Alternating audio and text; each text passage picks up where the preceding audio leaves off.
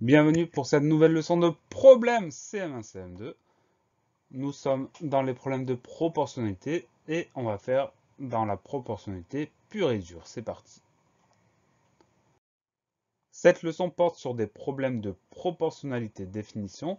Pour que deux choses soient proportionnelles, il faut que leur rapport soit toujours le même. Par exemple, pour que le nombre de livres et le prix qu'on paye soient proportionnels, il faut qu'un livre coûte toujours la même chose. Ça, c'est pour la définition de la proportionnalité. On va prendre une situation pour voir les problèmes de proportionnalité. Un livre coûte 5 euros, deux livres coûtent 10 euros, trois livres coûtent 15 euros, 10 livres coûtent 50 euros. Là, on est bien dans une situation de proportionnalité parce que, quel que soit le nombre de livres, un livre coûte toujours 5 euros. Même si on achète des livres pour 50 euros, le prix d'un livre, c'est 5 euros. La définition du problème de proportionnalité. La valeur d'un élément est toujours la même, le nombre d'éléments varie. Donc, dans un petit tableau, nombre de livres prix 1, 5, 2, 10, 3, 15, 10, 50, etc. Et comme le nombre de livres et le prix sont proportionnels, on peut trouver le prix de n'importe quel nombre de livres. C'est ça un problème de proportionnalité. Dans un problème de proportionnalité, on cherche une valeur ou un nombre d'éléments. Donc valeur, nombre d'éléments, en fait c'est une ligne ou l'autre du problème. Je connais au moins 3 informations. Pour trouver de la quatrième information, il m'en faut au moins 3, sinon je ne sais pas faire. J'utilise les explications et techniques qui vont suivre. Pour s'aider, nous allons utiliser un tableau de proportionnalité. Le voilà.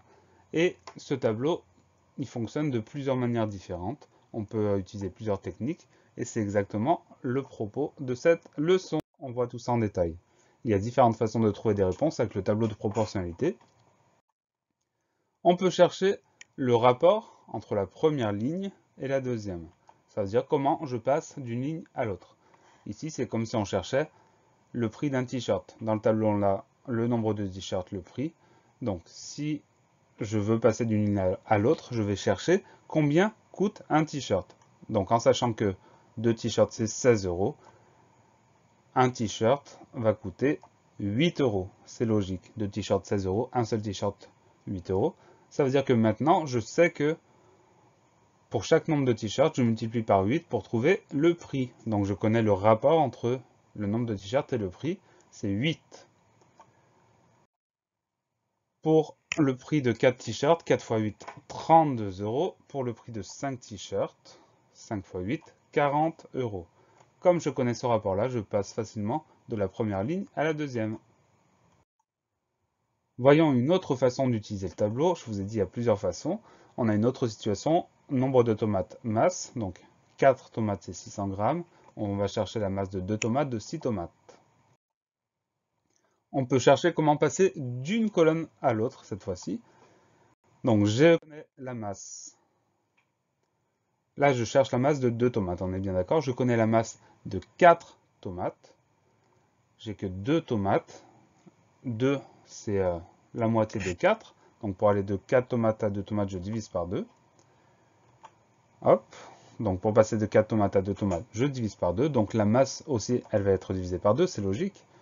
Puisque s'il y a 2 fois moins de tomates, ça pèse 2 fois moins lourd. Donc la masse, je la divise par 2. 600 divisé par 2, ça nous donne 300 grammes.